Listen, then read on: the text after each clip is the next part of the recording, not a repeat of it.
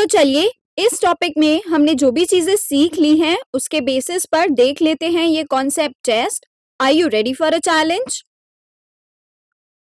Which of the following does not serve as the sink of absorbed mineral ions?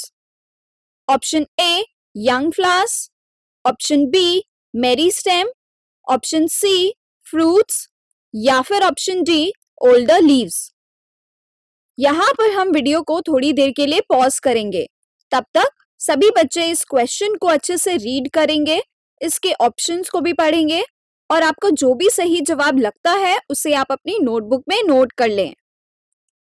तो जो सही जवाब है वो है ऑप्शन डी, यानी कि ओल्डर लीव्स।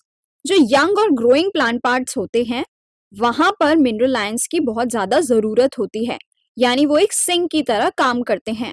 इसलिए जो ओल्डर लीव्स हैं वो वहां पर एक सोर्स की तरह काम करती हैं, क्योंकि वहां पर फिर मिनरल आयंस की रिक्वायरमेंट नहीं होती, क्योंकि एक टाइम के बाद वो पेड़ों से झड़ जाएंगी।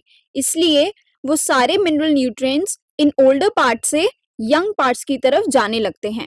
तो यहाँ पर जो सही जवाब होगा वो है ऑप्शन डी।